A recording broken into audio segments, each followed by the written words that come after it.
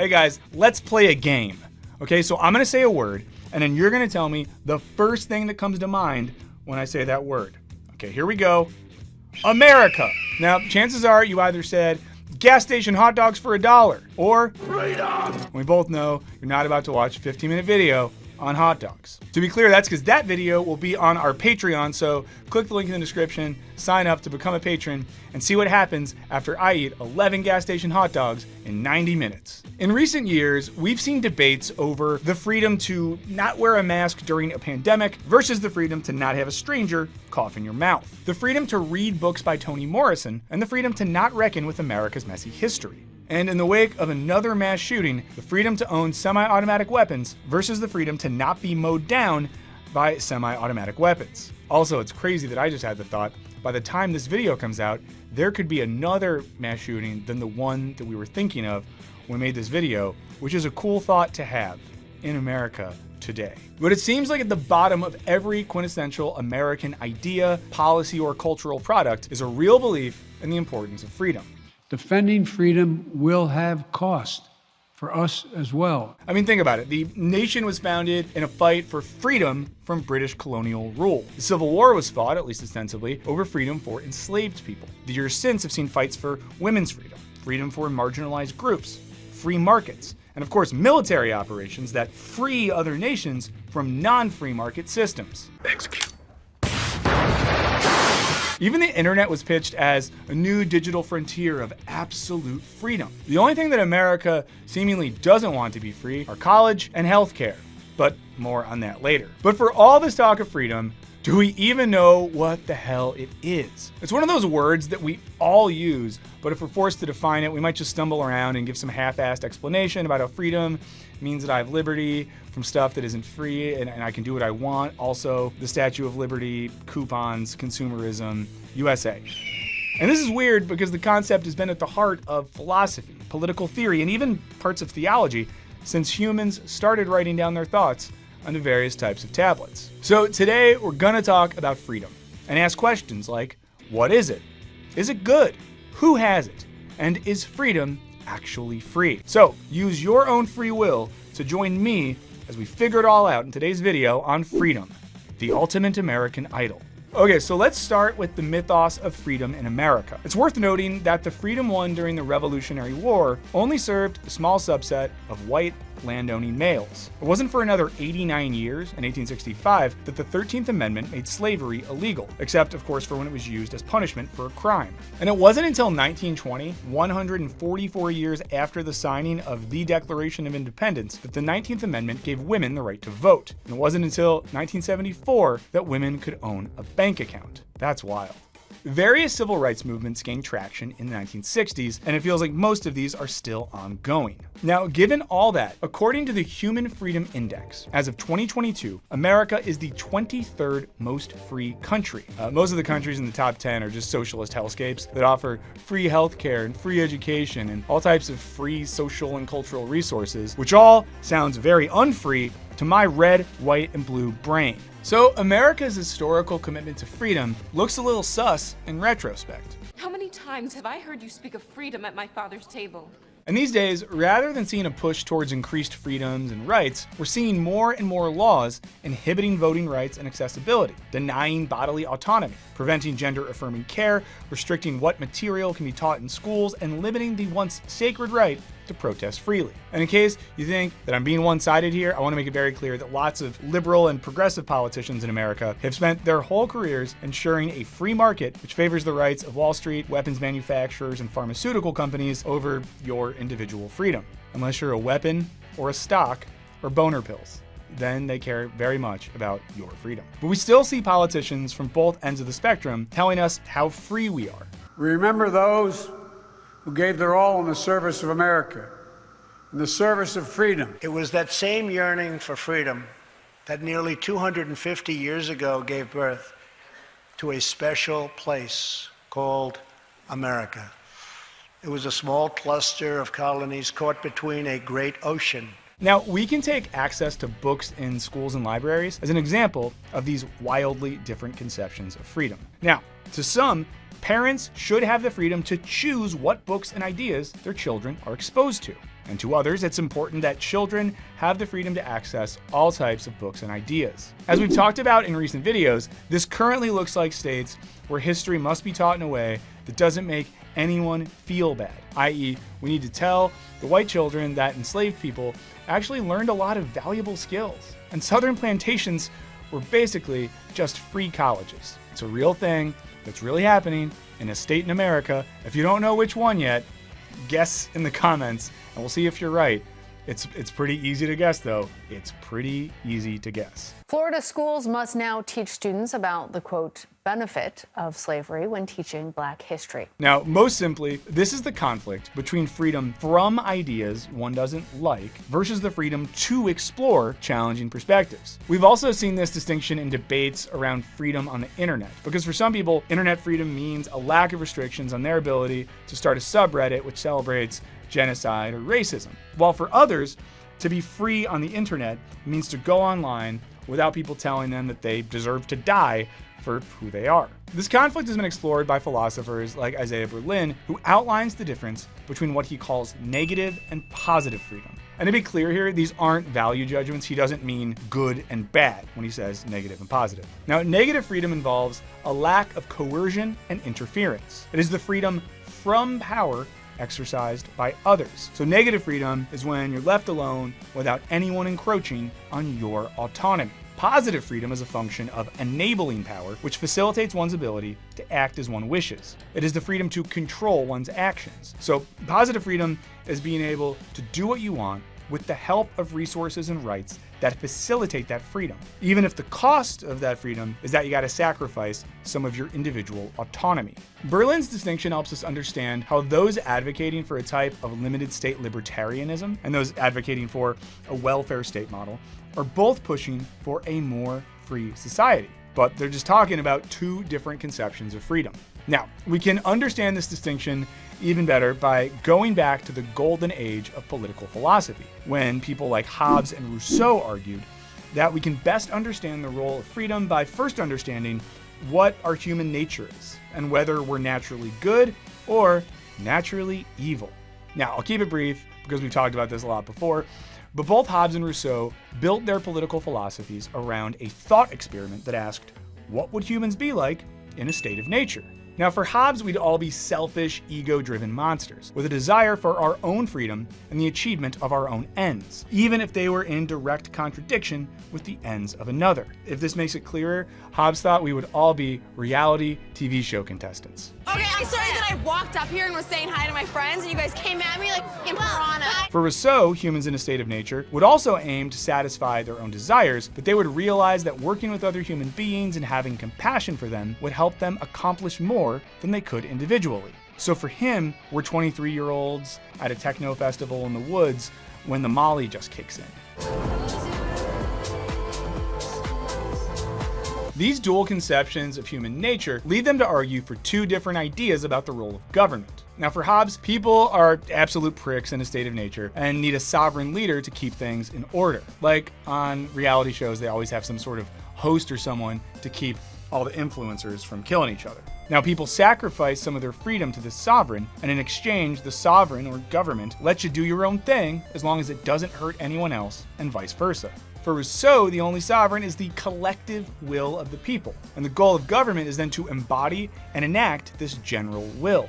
Individuals in this system sacrifice their own individual desires, but only for the sake of helping to work towards what best serves the will of the people. So while Hobbes' position emphasizes individual freedom, Rousseau's really emphasizes collective freedom.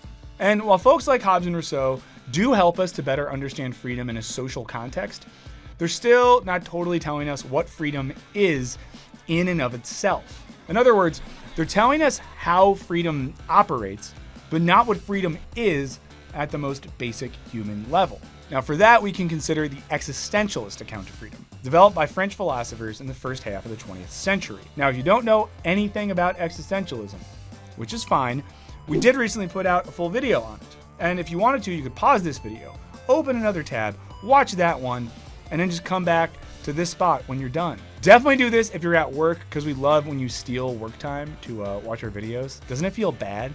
Isn't it good to be bad sometimes? Yeah, do it. And we won't tell your boss because we don't snitch. Okay, so for a quick refresher, philosophers like Sartre considered freedom in ontological terms. Now, ontology is the branch of philosophy that talks about being or existence itself. Now, Sartre wrote, to be free is to be condemned to be free. This is because freedom isn't all good vibes and self-determination. It's also the terror that comes from knowing you are wholly responsible for yourself and your actions, and that you can basically do anything. Think about it this way. If you're driving a car, and you have the thought, wow, what if I just floored it and went right into oncoming traffic? Well, it's scary because you know that you could, as could any other car on the road at any time. And thus, freedom, especially while driving, is absolutely terrifying. Apologies to anyone who just heard that example while driving a car, but also, should you be watching a YouTube video while driving? I don't know, probably, why not? People in those Teslas have those big goddamn screens. The least you can do is watch a YouTube video on your phone, you know? God damn it. And we all have to deal with this terror on a daily basis because that terrifying freedom is at the very core of our humanity. Now, there's another Sartre line that we use a lot, which is existence precedes essence, which means that we're not born with any particular essence, good, bad, or whatever, but we're absolutely free. And it's the choices we make in our existence that build our essence, which basically means you are what you do. And because of this, we are solely responsible for our own existence. You can't blame our choices on the church, the king, or our parents. Now, some of Sartre's critics thought that this conception of freedom was just selfish egoism that bordered on an unethical nihilism. As without God or any higher moral authority, we're all basically just doing whatever we want. Sartre responded by doing what every radical thinker does when they are harshly critiqued.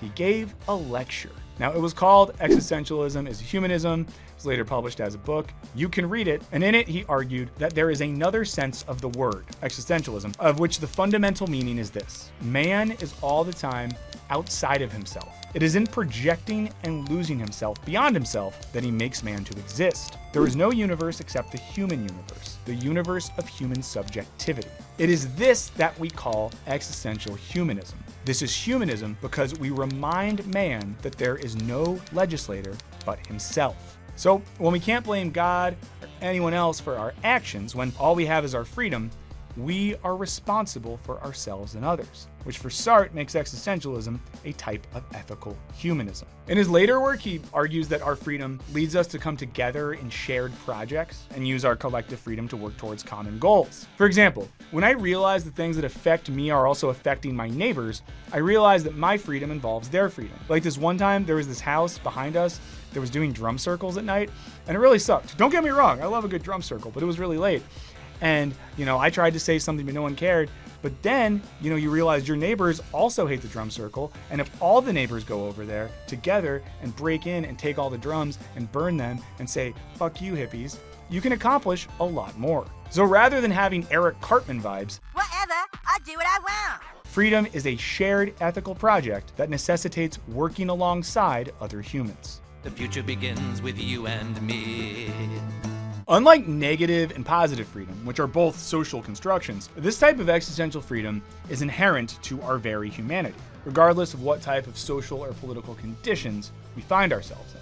But what does any of this tell us about America and our particular brand of freedom? For all the Americans out there, what do you think the most free state is? If you were like, I want to move to this state to really be free, what state would you move to and why? So earlier I mentioned the fact that America, the most free country on the planet, hates things like free healthcare, free education, free or subsidized housing, and free social and cultural programs. Boo to those things. 2 thumbs down to those things. This highlights the way in which Americans are both incredibly free and also just super unfree. For example, you are free to go skiing whenever you want. But if you biff it on the slopes and you break your leg, which let's be honest, happens at least 50% of the time that you go skiing,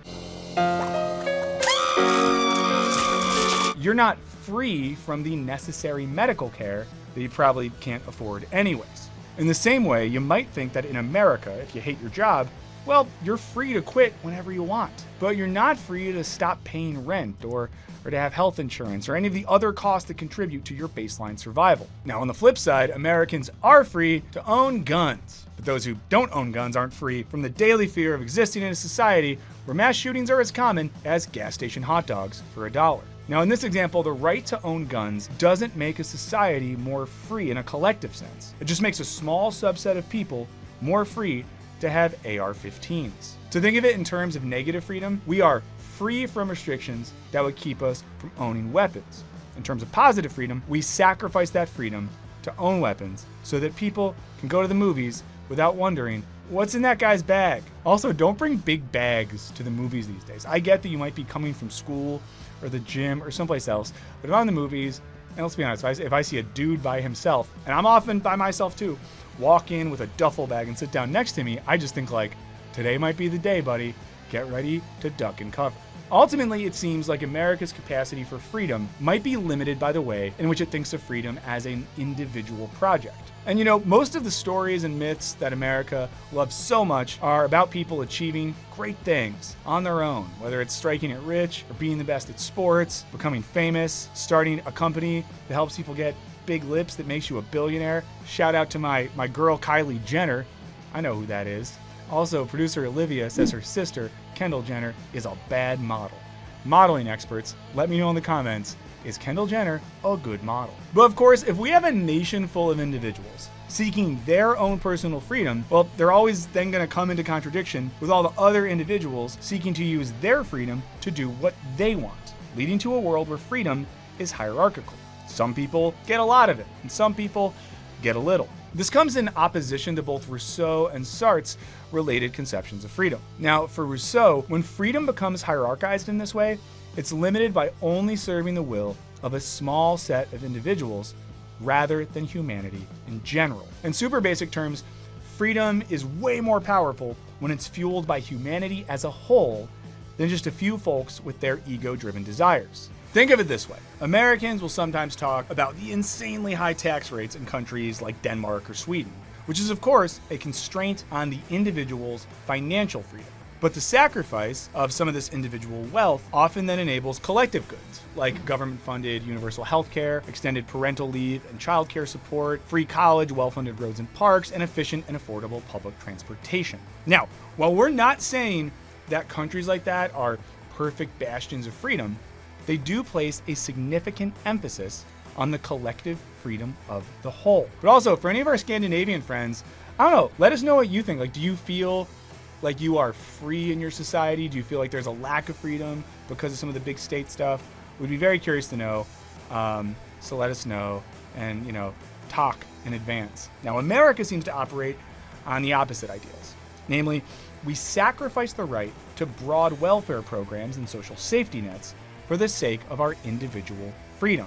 But as we see it, it's pretty hard to use all that individual freedom when you're working 2 jobs just to keep your head above water. And it might be the case that this American freedom might make us lose sight of our shared and inherent existential freedom, a type of freedom which has the power to bring us together around common causes and projects. While an existential account of freedom can be terrifying and anxiety-inducing, especially when we're driving, the flip side is that it's a reminder that we have the freedom to act, and the freedom to act together.